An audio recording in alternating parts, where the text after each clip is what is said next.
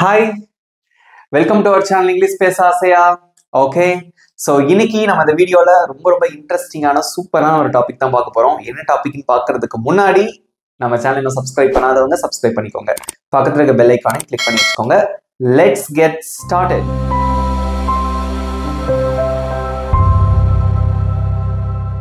Okay, so இன்னைக்கு இந்த வீடியோல நம்ம என்ன பார்க்க போறோம் அப்படின்னா ஒரு சின்ன ஒரு வார்த்தையை பத்தி தான் பார்க்க போறோம். But this word is very important word in English. இங்கிலீஷ்ல இந்த வார்த்தை ரொம்ப முக்கியமான வார்த்தை. ஓகே, அது என்ன வார்த்தை அப்படின்னு பார்க்க போறீங்க. Might. Okay, M-I-G-H-T. Okay, so now I'm going to teach you how to use it and where to use it. Okay, இந்த வார்த்தை எங்க யூஸ் பண்ணணும், எப்படி யூஸ் பண்ணணும் அப்படிங்கறத நான் உங்களுக்கு டீடைலா சொல்லி கொடுக்க போறேன். ஸோ வீடியோவை ஸ்கிப் பண்ணாம கடைசி வரைக்கும் பாருங்க. ஸோ நீங்களும் என் கூட சேர்ந்து ஆன்சர் பண்ணிட்டே வாங்க. ஓகே, யாரும் அமைதியா பார்க்க கூடாது. ஸோ இங்கிலீஷ் யூடியூப்ல ஒரு வீடியோ ஓடிட்டு இருக்கு அப்படின்னு நீங்க பார்க்க கூடாது. You have to learn from this video. இந்த வீடியோல இருந்து நீங்க சில விஷயங்களை கத்துக்கணும். ஓகே, ஸோ அப்படின்னு நினைச்சு நீங்க லேர்ன் பண்ணுங்க. Okay, so what is might? What is the meaning of this word அப்படிங்கிறத ஒரு சின்ன டயக்ராம் வரைஞ்சு நான் உங்களுக்கு எக்ஸ்பிளைன் பண்ண போறேன். ஓகே, ஸோ இந்த மாதிரி எடுத்துக்கோங்க. ஸோ இது வந்து 0%. ஸோ இது வந்து 100%. ஓகே, சென்டர்ல இப்போ 50% இருக்கும். ஓகே, ஒரு விஷயம் நீங்க கட்டாயமா நீங்க பண்ண போறீங்க அப்படின்னா அது வந்து 100%. For example, I will meet my friend tomorrow. நான் நாளைக்கு என் ஃப்ரெண்டை பார்ப்பேன். Okay, I must go to school tomorrow. நாளைக்கு நான் கட்டாயமா ஸ்கூலுக்கு போகணும். ஸோ இந்த மாதிரி விஷயங்கள் எல்லாமே வந்து 100%. So what is 0%? I will not go to school tomorrow. I will not meet my friend tomorrow. நாளைக்கு நான் என் ஃப்ரெண்டை பார்க்க மாட்டேன், நான் ஸ்கூலுக்கு போக மாட்டேன். ஸோ இது வந்து 0%. ஓகே, ஸோ இந்த மைட் வந்து நம்ம எங்க யூஸ் பண்ணணும் அப்படின்னா வெரி வீக்கர் பாசிபிலிட்டிஸ். ஓகே, ரொம்ப பாசிபிலிட்டி கம்மியா இருக்கு. நாளைக்கு நீ ஸ்கூலுக்கு போவியா? போனாலும் தான் போவேன். நாளைக்கு நீ ஆஃபீஸ்க்கு போவியா? போனாலும் தான் போவேன். நீ என் கூட படத்துக்கு வருவியா? நான் வந்தாலும் தான் வருவேன். ஓகே, ஸோ இதுக்கான வாய்ப்பு, நீங்க ஒரு விஷயத்த பண்றதுக்கான வாய்ப்பு வந்து ஒரு 40 to 50% இருந்தது அப்படின்னா அந்த இடத்துல தான் நீங்க மைட் யூஸ் பண்ணணும்.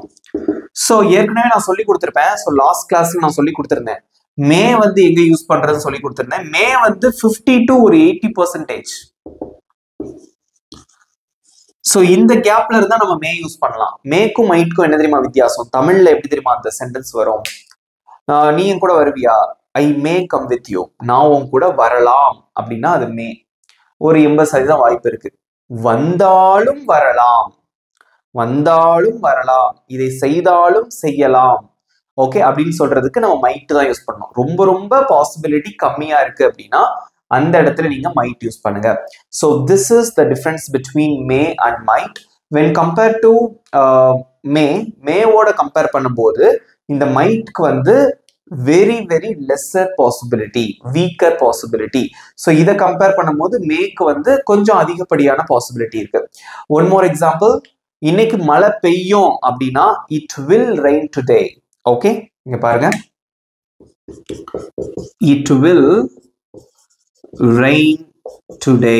இன்னைக்கு மழை பெய்யும். It will rain today. இதே இது இன்னைக்கு மழை பெய்யலாம், ஒரு 80% வாய்ப்பு இருக்கு அப்படின்னா அதுக்கு நம்ம மே யூஸ் பண்ணலாம். It may rain today. இதே இது இன்னைக்கு மழை பெய்யறதுக்கு வாய்ப்பு ரொம்ப கம்மி, 40% தான் இருக்குல்ல, அதை விட கம்மியா இருக்குனாலும் நம்ம மைட் தான் யூஸ் பண்ணணும். அப்ப எப்படி சொல்லலாம் அப்படின்னா it might rain today.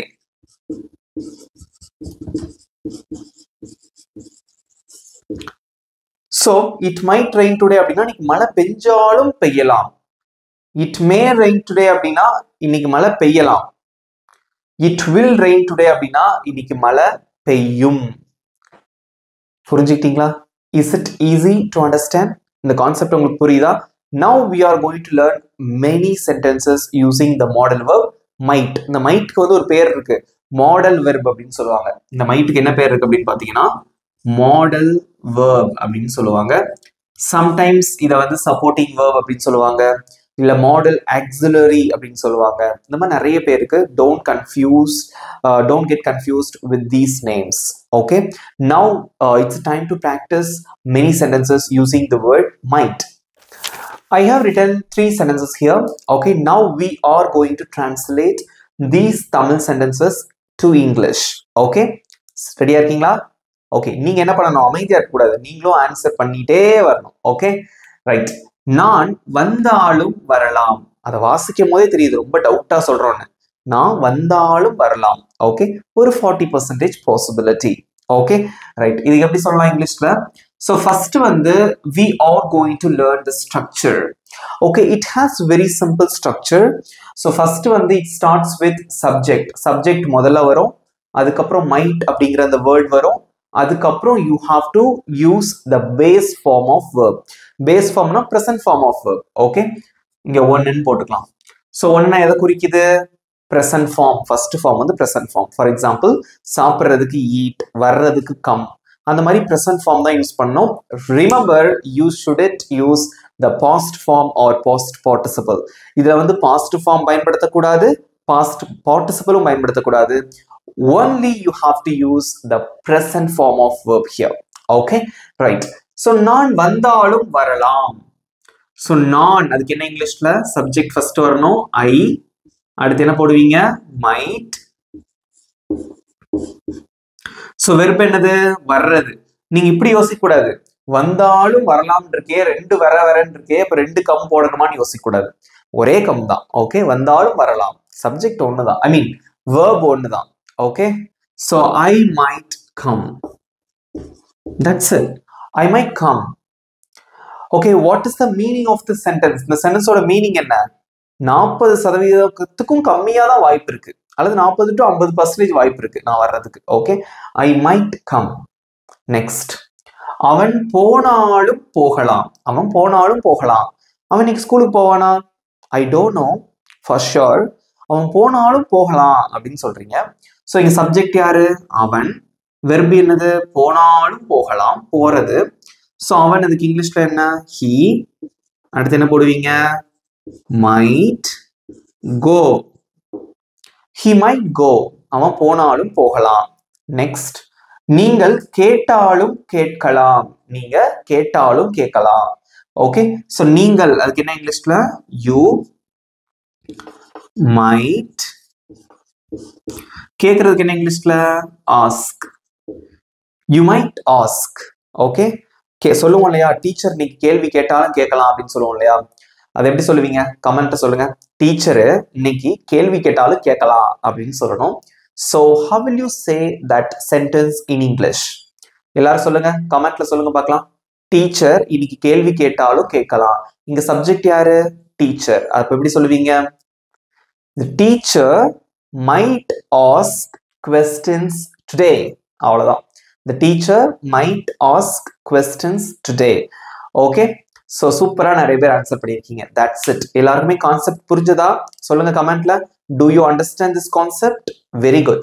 So ஒரு விஷயம் நீங்க நல்லா ஞாபகம் வச்சுக்கோங்க. சில பேர் நம்ம இப்படி யோசிச்சு வச்சிருப்போம், மேயோட பாஸ்ட் டென்ஸ் தான் மைட்னு யோசிச்சு வச்சிருப்போம். But don't think like that. Okay, so may அப்படின்னா ஸ்ட்ராங்கர் பாசிபிலிட்டி and might அப்படின்னா weaker possibility.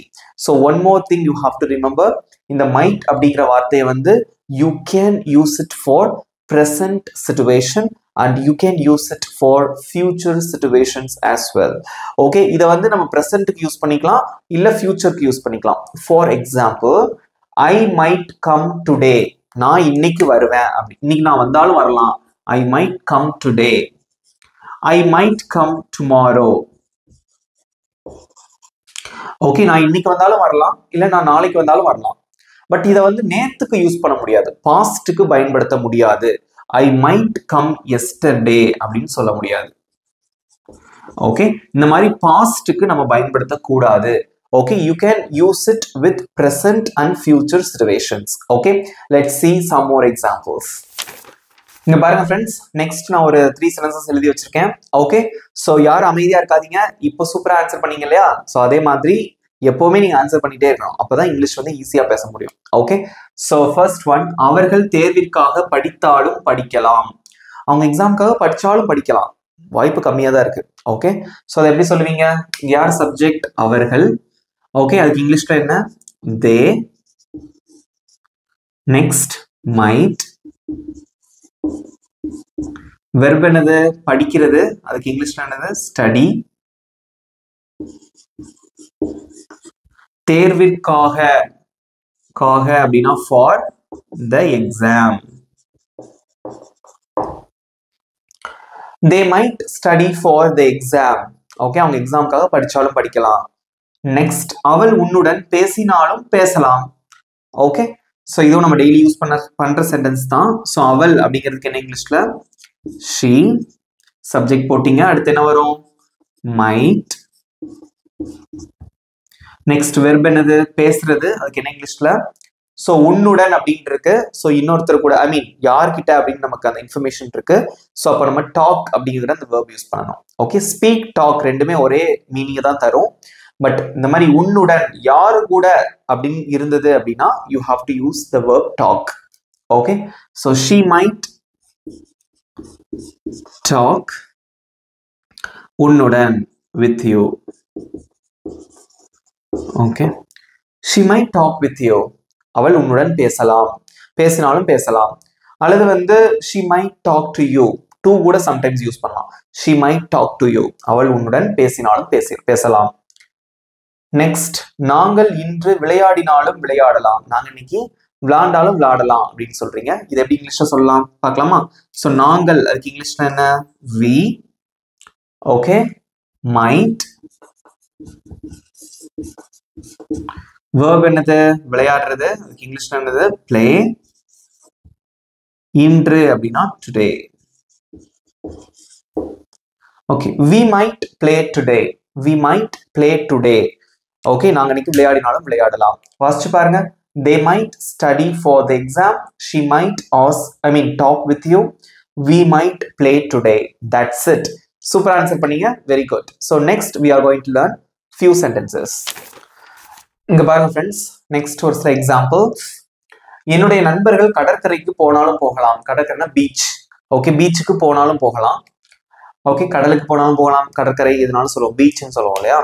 ஓகே, நான் நாளை அவர்களுடன் சாப்பிட்டாலும் சாப்பிடலாம். ஓகே, ஜான் இன்று கல்லூரிக்கு வந்தாலும் வரலாம். இது எப்படி பேச்சு வழக்குல இன்னொரு விதமா நம்ம எப்படி சொல்லுவோம் அப்படின்னா, என்னுடைய நண்பர்கள் கடற்கரைக்கு போனாலும் போவார்கள் அப்படின்னு சொல்லுவோம். போனாலும் போவாங்க அப்படின்னு சொல்லுவாங்க பேச்சு வழக்குல. சாப்பிட்டாலும் சாப்பிடுவேன். ஓகே, வந்தாலும் வருவான், அந்த மாதிரி சொல்லலாம். எல்லாமே ஒண்ணுதான். Okay, right. ஸோ என்னுடைய நண்பர்கள் இங்கதான் சப்ஜெக்ட், இவங்க தான். ஸோ அதை எப்படி சொல்லுவாங்க அப்படின்னா மை ஃப்ரெண்ட்ஸ். நெக்ஸ்ட் என்ன வருது? மைட். வெர்ப் என்னது? போனாலும் போகலாம், போறது, அதுக்கு இங்கிலீஷ்ல என்ன? கோ. கடற்கரை, beach. Okay, go to the beach.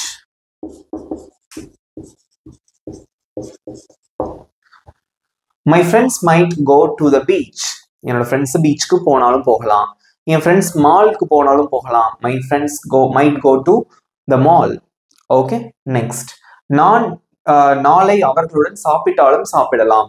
Okay, so நான், அதுக்கு என்ன இங்கிலீஷ்ல? ஐ, அதான் சப்ஜெக்ட். நெக்ஸ்ட் என்ன போடுவீங்க? மைட். வெர்ப் என்னது? சாப்பிடுறது, அதுக்கு என்ன இங்கிலீஷ்ல? ஈட். மிச்சம் என்ன இருக்கு? அவர்களுடன், with them. That's it. I might eat with them. I might eat with them. நான் அவங்களோட சாப்பிட்டாலும் சாப்பிடலாம். நெக்ஸ்ட், ஜான் இன்று கல்லூரிக்கு வந்தாலும் வருவான். மேபி வராம கூட போகலாம் அப்படின்னு தான் அர்த்தம். Okay, right. ஸோ ஜான் அப்படிங்கிறதா இங்க சப்ஜெக்ட். ஸோ ஜான் அப்படின்னு போட்டுருங்க. நெக்ஸ்ட் என்ன வருது? மைட். வெர்ப் என்னது? வர்றது, அதுக்கு என்ன இங்கிலீஷ்ல? கம். கல்லூரிக்கு அப்படின்னு இருக்கு, டு காலேஜ். இப்படி ஒவ்வொரு வார்த்தையா எழுதுங்க. இன்று அப்படின்னு இருக்கு, டுடே. வாசிச்சு பாருங்க. John might come to college today. John இன்னைக்கு காலேஜ்க்கு வந்தாலும் வருவான். That's it. ரீட் பண்ணுங்க. My friends might go to the beach. I might eat with them. John might come to college today. That's it. So இப்போ நான் என்ன பண்ண போறேன் அப்படின்னா கடைசியா ஒரு 3 sentences உங்களுக்கு சொல்லி கொடுத்துட்டு okay so you are going to I'm going to conduct the small test okay அதுக்கப்புறம் உங்களுக்கு ஹோம்ஒர்க். நெக்ஸ்ட் ஒன், நான் சமைச்சாலும் சமைக்கலாம். ஓகே நெக்ஸ்ட், அவன் உனக்கு கால் பண்ணாலும் பண்ணலாம், நாங்க நாளைக்கு அவனை மீட் பண்ணாலும் பண்ணலாம். Okay that's it. ஸோ இதை வந்து எப்படி இங்கிலீஷ்ல சொல்றதுங்கிறத பார்க்கலாம். நீங்களும் ஆன்சர் பண்ணிட்டே வாங்க. ஃபர்ஸ்ட் ஒன், நான் சமைத்தாலும் சமைக்கலாம். ஓகே சப்ஜெக்ட் யாருங்க? நான். அதுக்கு இங்கிலீஷ்ல என்னது? ஐ. நெக்ஸ்ட் என்ன வேர்ட் போடுவீங்க? மைட். வெர்ப் என்னது? சமைக்கிறது. அதுக்கு இங்கிலீஷ்ல என்னது? குக். I might cook. இதே இது நான் இன்னைக்கு நைட்டு டின்னர் சமைச்சாலும் சமைக்கலாம் அப்படின்னு எப்படி சொல்லுவீங்க? I might cook. நான் இன்னைக்கு சமைச்சாலும் சமைக்கலாம். நெக்ஸ்ட், அவன் உனக்கு கால் பண்ணாலும் பண்ணலாம். அவன் உனக்கு கால் பண்ணாலும் பண்ணலாம். ஸோ அவன், அதுக்கு இங்கிலீஷ்ல என்ன? ஹி. இதான் சப்ஜெக்ட். நெக்ஸ்ட் என்ன போடுவீங்க? மைட். வெர்ப் எதுங்க? கால் பண்றது. கால் பண்ணாலும் பண்ணலாம். அப்ப கால் பண்றதுதான் வெர்ப். அதை அப்படியே போட்டுடலாம். ஸோ உனக்கு you, call you. He might call you. He might call you. அவன் உனக்கு கால் பண்ணாலும் பண்ணலாம். நெக்ஸ்ட் ஒன், நாங்கள் நாளை அவனை சந்தித்தாலும் சந்திக்கலாம். ஓகே நாளைக்கு நாங்க அவனை சந்திச்சாலும் சந்திக்கலாம். ஸோ நாங்கள் அப்படிங்கறதா இந்த இடத்துல சப்ஜெக்ட். அதுக்கடுத்து followed by the modern verb might. Next verb என்னது? சந்திக்கிறது. அதுக்கு இங்கிலீஷ்ல என்ன? மீட். அவனை, அதுக்கு இங்கிலீஷ்ல என்ன? ஹிம். நாளை, டுமாரோ. ரீட் பண்ணுங்க. we might meet him tomorrow. we might meet him tomorrow. நாளைக்கு நாங்க அவனை மீட் பண்ணாலும் பண்ணலாம். that's it. வாசிக்கலாமா? I might cook. he might call you. we might meet him tomorrow. that's it. எவ்வளவு சிம்பிளா இருக்கு பாத்தீங்களா? ஸோ இன்னொரு விஷயம் நான் உங்களுக்கு சொல்றேன், ஞாபகம் வச்சுக்கோங்க. நம்ம சிம்பிள் ப்ரெசன்ட் டென்ஸ்ல படிச்சிருப்போம் சில விஷயங்கள். அதாவது இந்த ஹீ ஷீட் வந்தா வெர்பு கூட எஸ் சேர்ப்போம், இஎஸ் சேர்ப்போம், ஐஎஸ் சேர்ப்போம்னு படிச்சிருப்போம். அதை ஞாபகம் வச்சுட்டு இந்த மைட்டுக்கு பக்கத்துல எஸ் சேர்த்துடக்கூடாது. ஹி மைட்ஸ் அப்படின்னு சொல்லக்கூடாது. ஓகே இந்த பி வெர்ப்ல வந்து அந்த ஃபார்முலா ஒர்க் அவுட் ஆகவே ஆகாது. Just subject followed by the modern verb followed by the base form of verb. That's it. Okay so next டெஸ்ட்டுக்கு ரெடியா? ஓகே ஒரு சின்ன டெஸ்ட் இங்க பாருங்க ஃப்ரெண்ட்ஸ், ஒரு சின்ன டெஸ்ட். ஓகே ஸோ பாஸ் பண்ணி வச்சுட்டு கூட ஆன்சர் பண்ணுங்க. அதுக்கடுத்து நீங்க ஆன்சர்ஸ் செக் பண்ணிக்கோங்க, அல்லது என் கூட சேர்ந்து கூட ஆன்சர் பண்ணிட்டே வாங்க. ஒரு சின்ன டெஸ்ட். ஓகே உங்களோட மார்க்ஸ் எவ்வளோ எடுத்தீங்க அப்படிங்கறத மறக்காம காமெண்ட்ல சொல்லணும். ஓகே அவள் அதை பற்றி யோசித்தாலும் யோசிக்கலாம். அவள் அதை பற்றி யோசிச்சாலும் யோசிக்கலாம் அப்படின்னு சொல்றீங்க. ஸோ இங்க சப்ஜெக்ட் யாரு? அவள். அதுக்கு என்ன இங்கிலீஷ்ல? ஷீ. நெக்ஸ்ட் என்ன வரும்? மைட். வெர்ப் என்னது? யோசிக்கிறது. அதுக்கு இங்கிலீஷ்ல என்ன? திங்க்.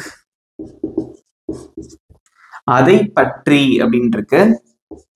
பற்றினா அபவுட், அதைனா that. she might think about that. she might think about that. அவள் அதை பற்றி யோசித்தாலும் யோசிக்கலாம். நெக்ஸ்ட், நான் இந்த வேலையை செஞ்சாலும் செய்யலாம். நான் இந்த வேலையை செஞ்சாலும் செய்யலாம். ஓகே ஸோ இங்க சப்ஜெக்ட் யாரு? நான் போட்டீங்க, ஐ போட்டீங்க. Next might. வெர்ப் என்னது? செய்யறது. அதுக்கு என்ன இங்கிலீஷ்ல? டூ. இந்த வேலையை அப்படின்னு இருக்கு. இந்தனா திஸ், வேலைனா ஒர்க். அவ்வளவுதான். I might do this work. I might do this work. Next, நாங்கள் புது வீடு வாங்கினாலும் வாங்கலாம். நாங்க புது வீடு வாங்கினாலும் வாங்கலாம். ஸோ இங்க சப்ஜெக்ட் யாரு? நாங்கள். we might. வெர்ப் என்னது? வாங்குறது. பை. புது வீடு, a new house. we might buy a new house. நாங்க புது வீடு வாங்கினாலும் வாங்கலாம். that's it. நாங்க இந்த வருஷம் புது வீடு வாங்கினாலும் வாங்கலாம் அப்படின்னு எப்படி சொல்லுவீங்க? காமெண்ட்ல சொல்லுங்க பார்க்கலாம். we might buy a new house this year. Okay this year, இந்த வருடம். ஓகே இவ்வளவுதான் ஃப்ரெண்ட்ஸ். நீங்களும் சூப்பரா ஆன்சர் பண்ணீங்க. இந்த வீடியோ உங்களுக்கு பிடிச்சிருக்கா? புரிஞ்சுக்கிட்டீங்களா?